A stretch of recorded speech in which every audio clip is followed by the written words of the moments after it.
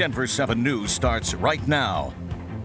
Tonight at 5, a look at the man now behind bars accused of killing an RTD security officer in downtown Denver.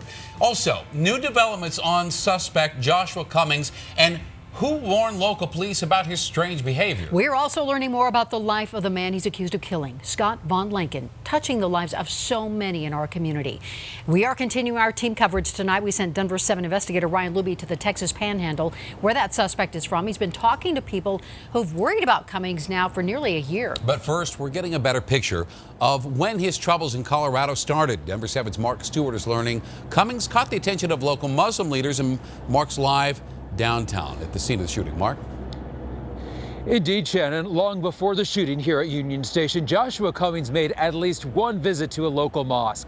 His behavior there was so concerning, so alarming, leaders of the Muslim community reached out to Homeland Security.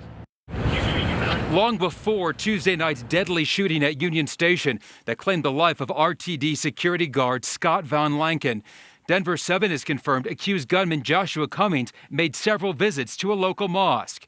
His behavior prompted this email from mosque leaders to the feds, warning of his conduct, saying he seems to be very radicalized. And based on some of the rhetoric he was using, some of the very violent and graphic statements he was making, local mosque leadership reported him immediately to the Department of Homeland Security. The letter also details specific comments, including making reference to kill his entire community. The mosque spokesperson says the feds did respond promptly, talking to members. As noted in the email, they had photos and video of Cummings. Being part of this community, being part of the American fabric, being part of wanting peace and tranquility in our communities, this was not a difficult decision.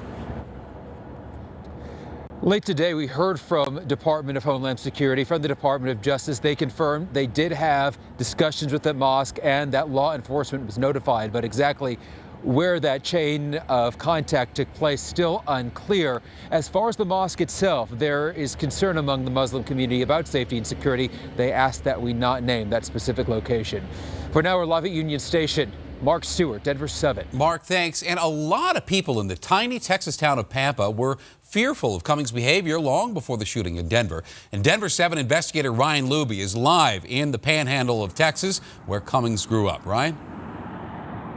Well, Shannon, their fears go back nearly a year now. And to be clear, not because of Cummings' faith. We spoke with dozens of people in this small Texas town. They were all very accepting of him until they said he became erratic and extreme. Feelings of acceptance in Pampa, Texas really do run below the surface.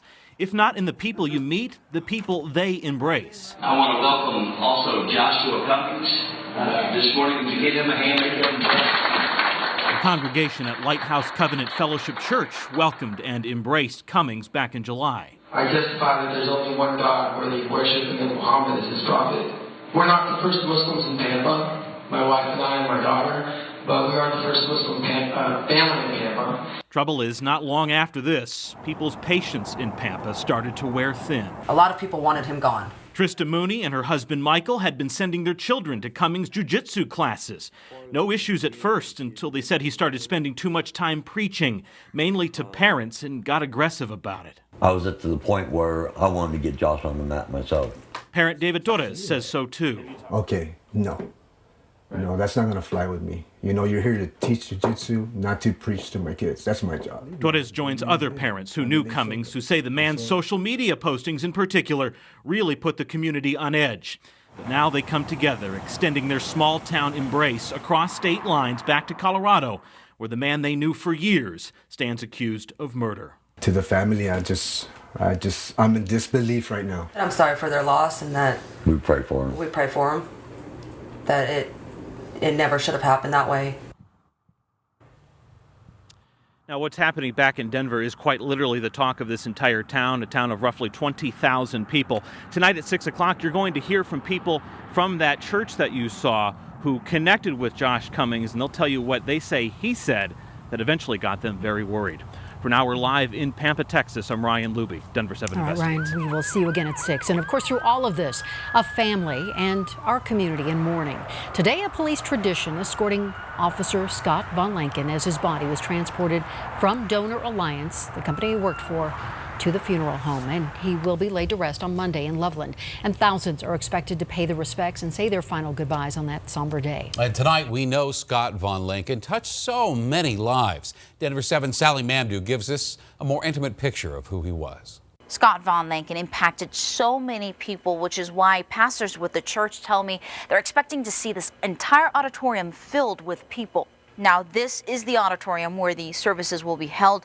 This space can hold about 1,400 people, but if it gets packed, it will carry into the lounging area where attendees can watch the funeral on these big screens. Now, over the last 2 days, I've been speaking with people that knew Scott, including his wife, who told me he loved God more than life and was a good husband and a loving father to his twin daughters. I spoke with pastors and chaplains that knew Scott and the type of person he was, and this is what they had to say. An awesome man of God.